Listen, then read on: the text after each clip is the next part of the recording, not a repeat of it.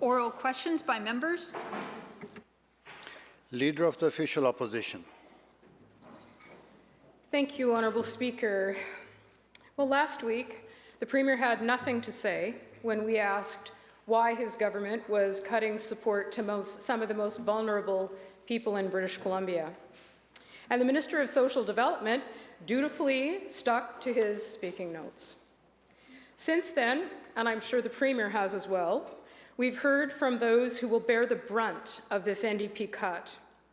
Cynthia Braden writes, and I quote, "People receiving PWD need support in these trying times. To offer $500 and then claw back $450 from PWD, all in the same announcement, sends a very strong message to all of us about your lack of understanding of people's needs," end quote. So perhaps today, the Premier will stand up and explain to Cynthia why he is clawing back this very much needed support. Premier of British Columbia. Thank you, Honourable Speaker. Thank you, Honourable Speaker, and I thank the member for her question. She will remember that in 2017, my government gave the first increase to people with disabilities in over 5 years. She'll remember quite vividly that we replaced the clawback of transportation passes that were taken away by the former government, taking bus passes away from people with disabilities.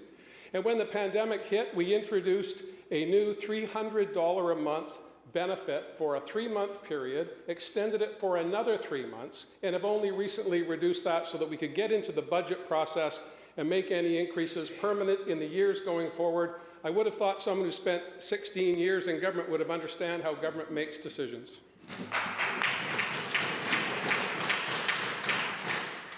Leader of the Official Opposition on first supplemental. Well, thank you very much. And while I appreciate the Premier standing up today, simply not good enough.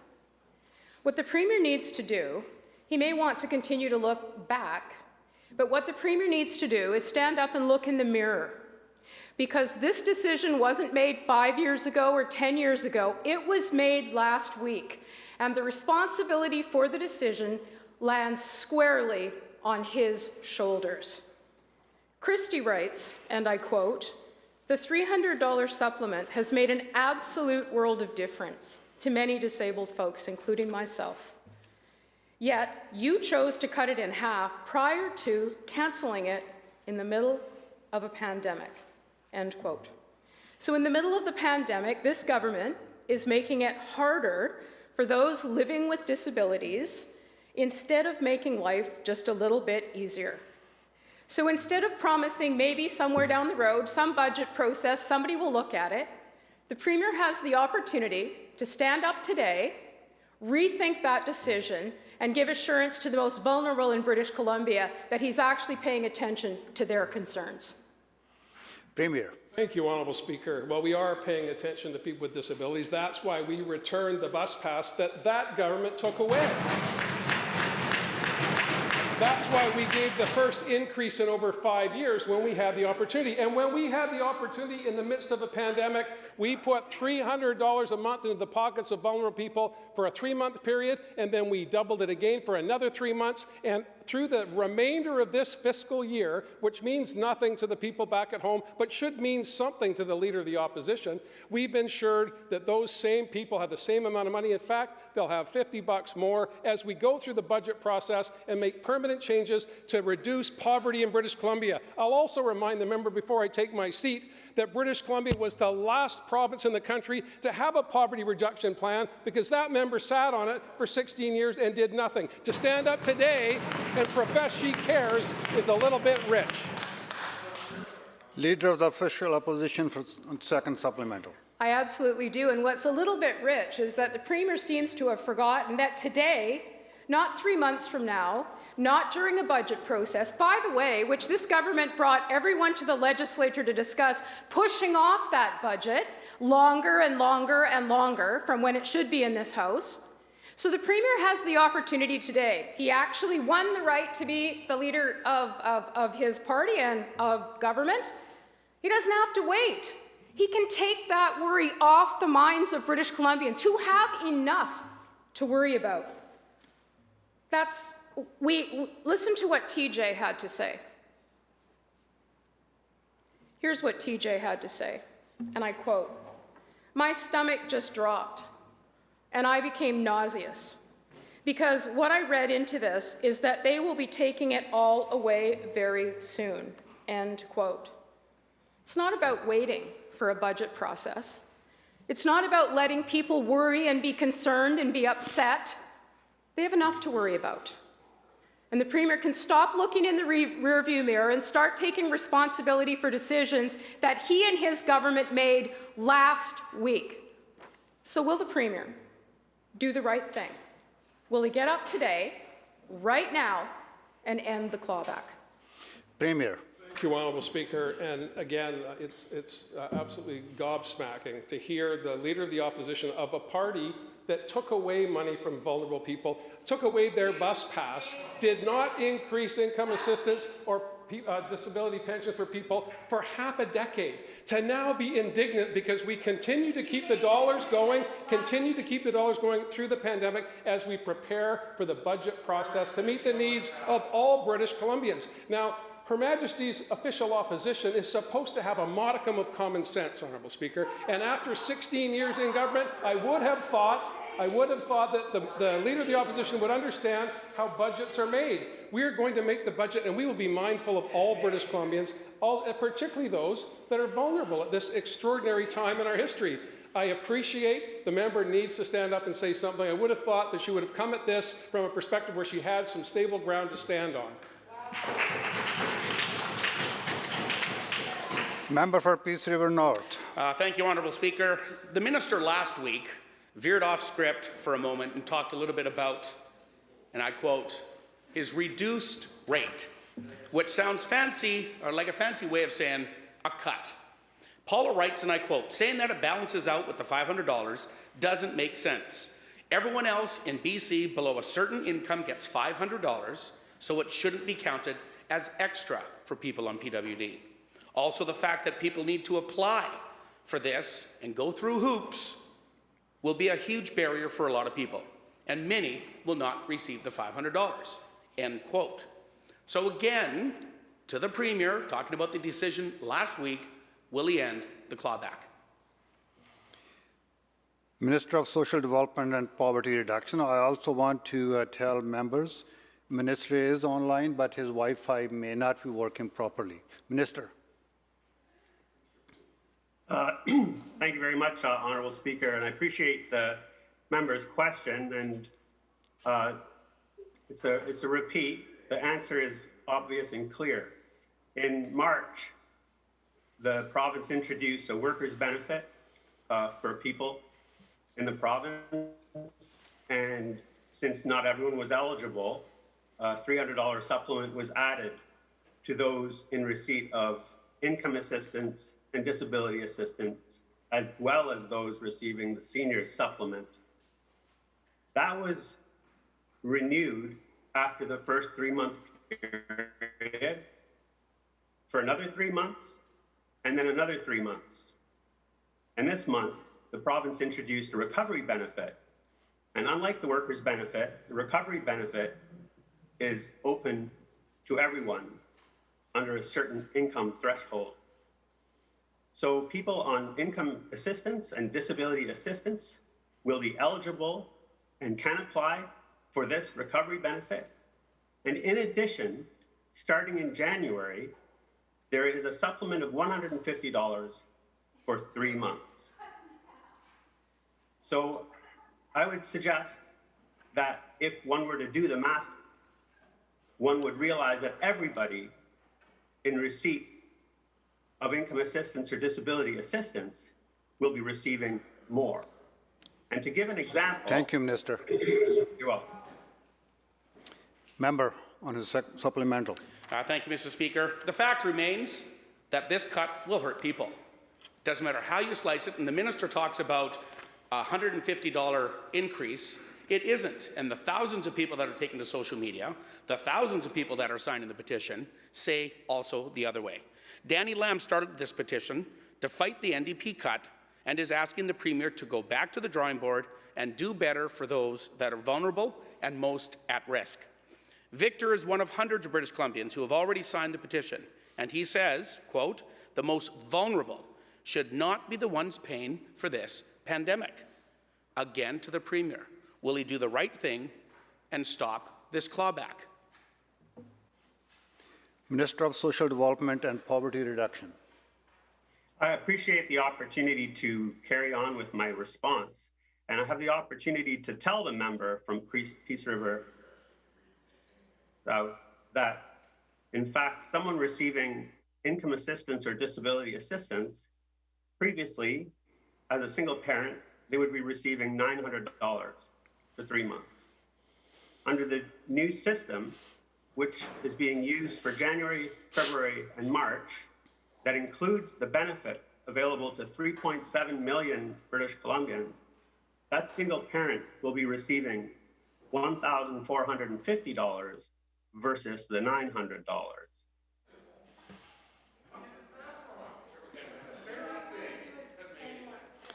Member for Saanich North and Islands. Thank you very much, Mr. Speaker. Mr. Speaker, this government has been keeping the public. Members, that question is over. Next one. Member for Saanich North and Islands. Thank you, Mr. Speaker. This government has been keeping the public in the dark about the costs and the public safety risks of Site C. The Premier has known since at least January, and probably much earlier, about the significant geotechnical problems at Site C. And yet it wasn't until the end of July, 7 months later, that he chose to come clean with the public about the massive problems facing this dam and that project. My question, Mr. Speaker, is to the Premier. Will the Premier inform this House when he and his ministers in the Cabinet first learned about the very serious issues facing Site C, and can he explain why he chose not to inform the public or take any action until the middle of this past summer? Minister for Energy Mines. Thank you very much, Mr. Speaker, and thank the member for the question. When discussing Site C, it's important to reflect back on the genesis of this project and remember that the old government, the Liberal government, set out to push this project forward past what the Premier Clark, described as the point of no return. They refused to let the BCUC, the independent watchdog, examine the project. They signed off on a design that included geological risks, and they spent billions of dollars without proper oversight in pushing the project forward. Clearly, there were cost pressures on the project, but the government has been managing them. COVID created unforeseen challenges for the project, and we are now facing geotechnical challenges in the design that the old government approved.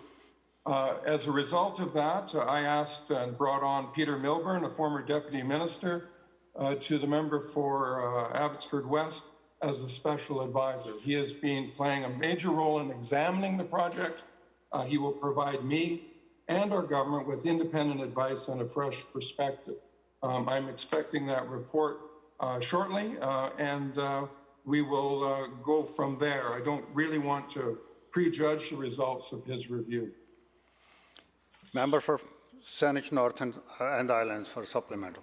Yeah, thank you, Mr. Speaker. And I think it's important to note that this is not just a Liberal project at its genesis. This is an NDP project, as they picked it up and have been carrying the water on this for the last 3.5 years. And also, I think it's important to point out that I did not ask a question about the project. I asked a question about what the Premier knew and when he knew it. I'm not sure why that minister stood up and answered the question. The government has known about the project risk and the significant geotechnical problems for a very long time. Yet the Premier and his Cabinet have kept this information from the public, racing ahead with construction even during the COVID-19 pandemic. It's reckless in the extreme that instead of pausing the project, this government is barreling ahead, even diverting a river in the middle of an election. Still, we have no answers about the public safety, no answers about the stability of the dam site, no answers about when the final cost will be. And the Premier won't stand up and ask a question about what he knew and when he knew it. My question again, Mr. Speaker, is to the Premier. Why has the Premier allowed BC Hydro to go full speed ahead on construction this year, even diverting the river to begin construction of this earth-filled dam, while keeping British Columbians in the dark about the serious risks facing this project? Minister of Energy, Mines and Low Carbon Innovation.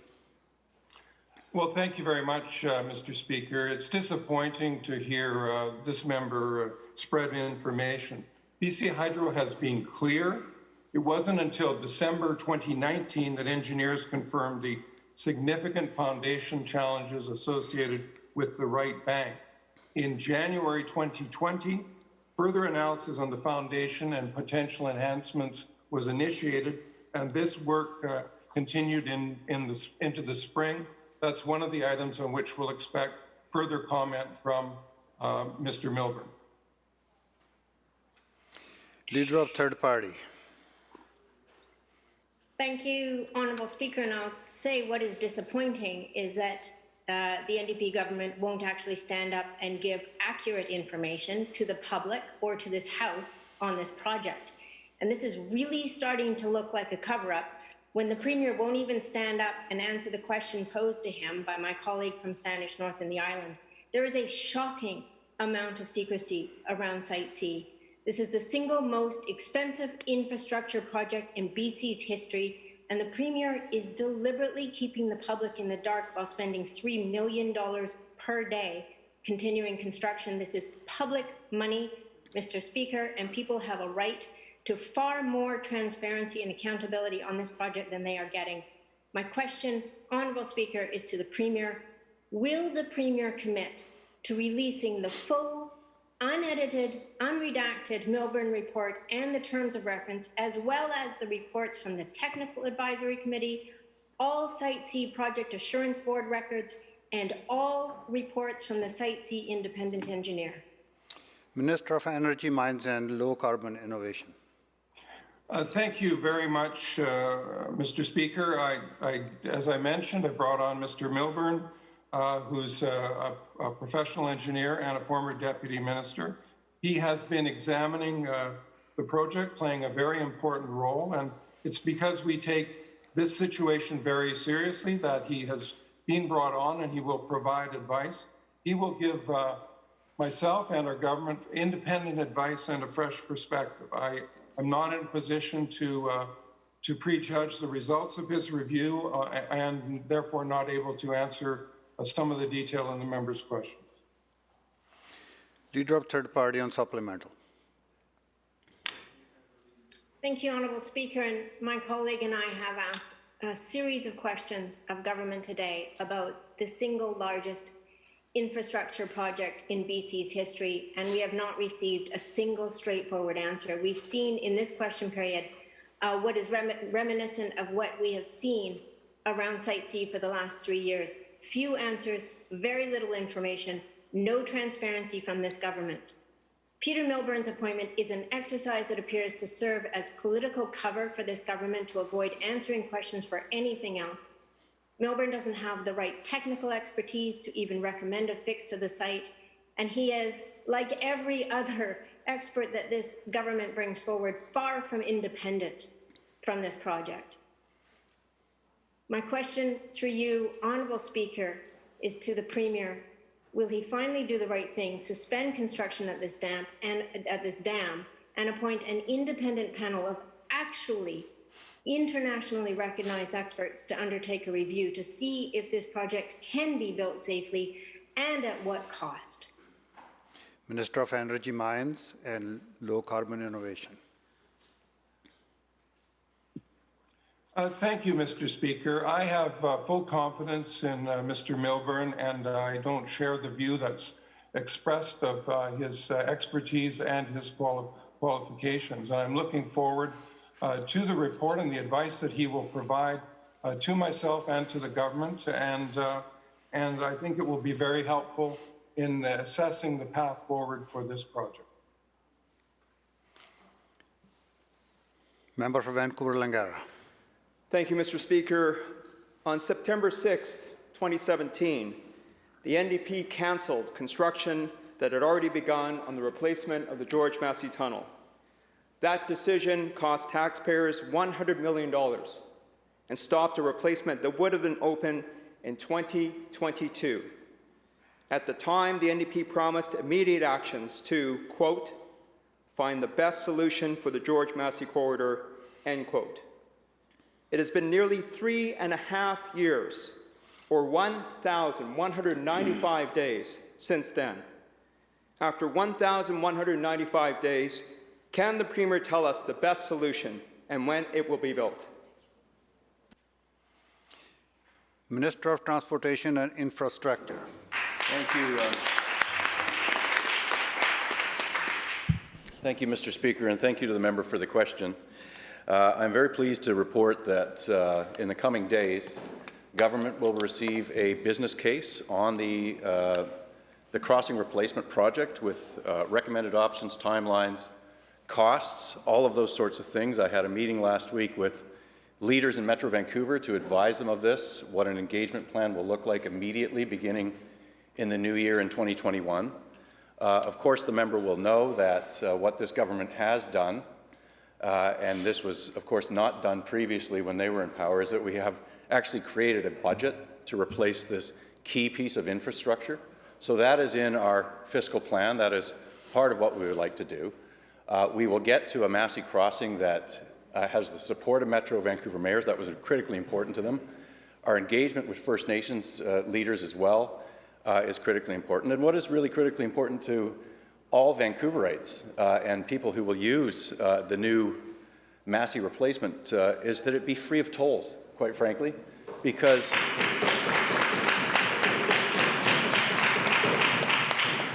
while we're spending much of this week debating a measure in an extraordinary time to help 3.7 million British Columbians put more money in their pocket, we had a plan that would have taken hundreds, if not thousands of dollars out of Metro Vancouver residents' pockets each and every year forever. That's an approach we reject. We will build infrastructure that will serve the future of this region. We will do it by continuing to consult with mayors, working with First Nations communities, and get the right project. Member for Vancouver-Langara on supplemental. Well, Mr. Speaker, that answer is simply not good enough. It's not good enough for the commuters, the thousands of commuters who come from Richmond, South Surrey, Langley, Delta, ferry users, longshore workers, truck drivers, all who continue to wait in traffic, waiting on this government day after day after day.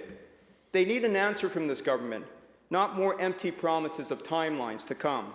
On May 23, 2019, already 2 years after promising to find the best solution, the Premier told British Columbians, quote, I think we can get going on this quite quickly.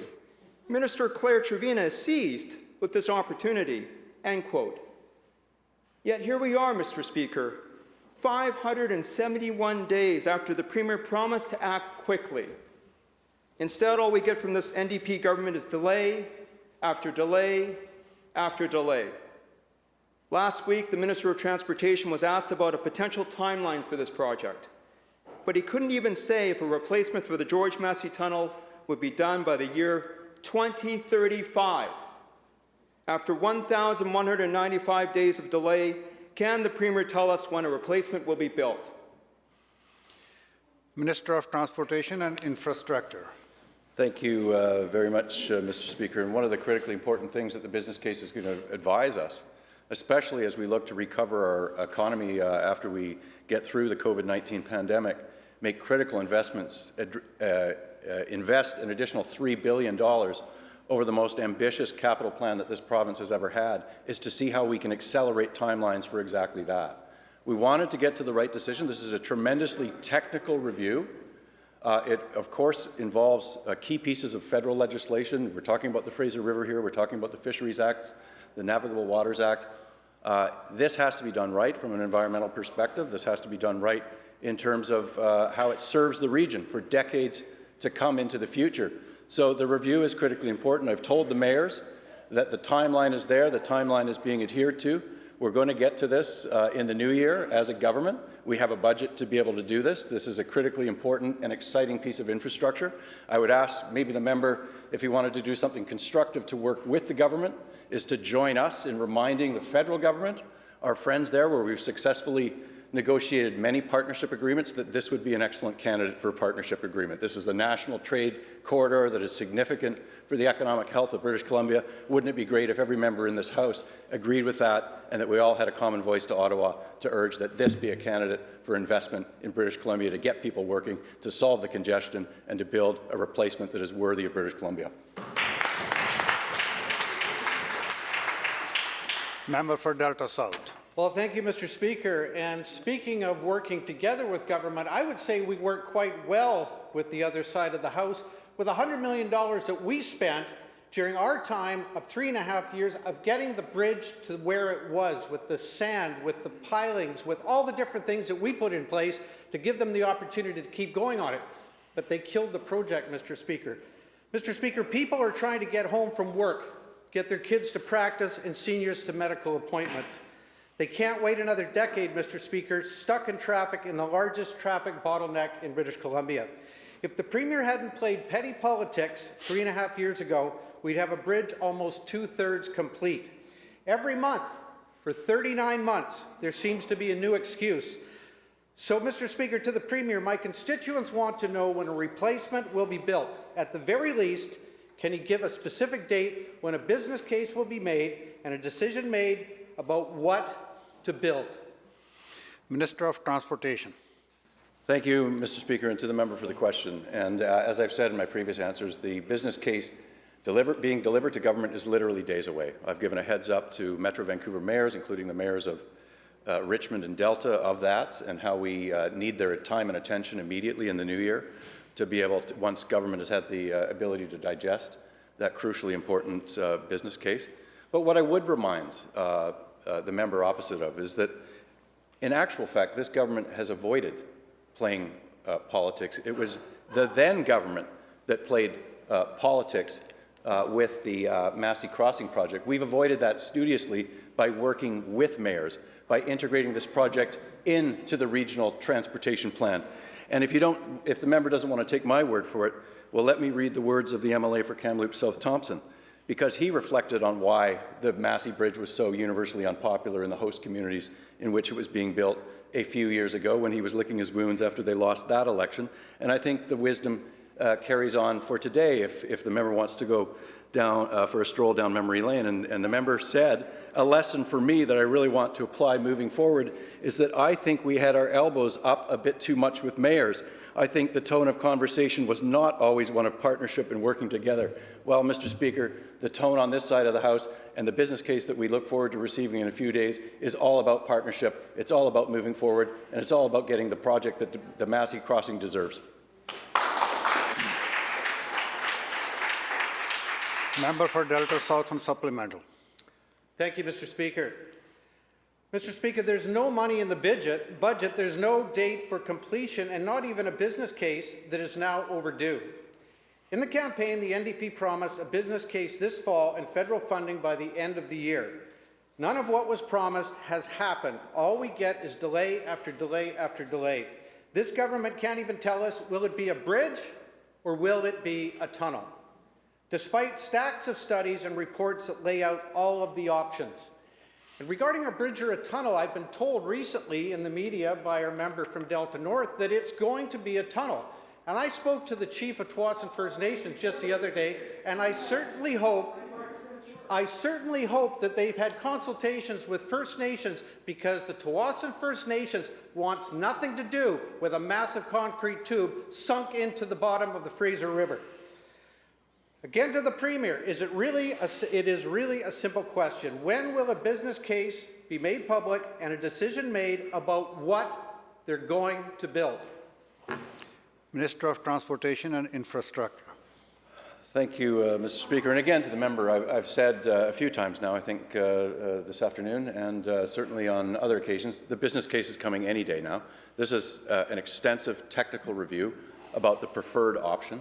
This is something that government will consume and use to make an investment decision. In the meantime, we've already budgeted for a massive infrastructure project to replace the Massey Tunnel currently. And I think what my good friend, the member for Delta North, forgot to mention as he was speaking to the media is that under no circumstances, when we build this piece of critical infrastructure, will there be tolls that take money out of the pockets of working families in Metro Vancouver. It will be a toll-free bridge that is for the people of BC. Member for Kamloops North Thompson.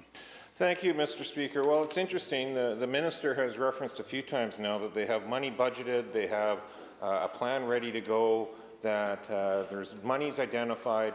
Yet our recollection is the first order of business from this government and their first fiscal plan was to completely remove the Massey Crossing from the budget. And in fact, we are hard-pressed to find any budgets moving forward where that has been referenced. And yet the minister is telling us that they have monies identified for a yet unknown business plan and a yet unknown style of crossing, but they have a big, big budget he's identified. So can the minister provide to this House today, or the Premier perhaps, maybe the Premier would like to answer this question, how much money is identified in which budget, which fiscal plan are they operating off of? Because after this House breaks, Mr. Speaker, we won't see a budget in this House until May instead of in February, because the only reason we're here is to not debate the $2 billion of relief payments. We're here to debate whether they can delay a budget for an extra 2 months. So again, to the Premier, how much money then has the government identified for the Massey Crossing, and how are they able to do that if they don't know what type of crossing they're going to do and what the timeline for that crossing is? Minister of Transportation and Infrastructure. Thank you, Mr. Speaker. And I think all of these questions this afternoon are going to be a critical part of the business case. That's why government has done that in terms of the technology of the crossing, the high level of costing detail that will be done with it, the timeline at which it can be built and hopefully accelerate even further in a post-pandemic recovery period.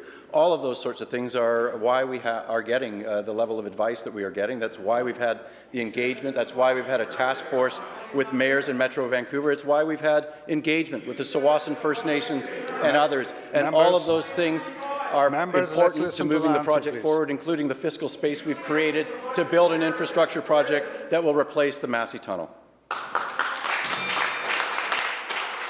The bell ends question period.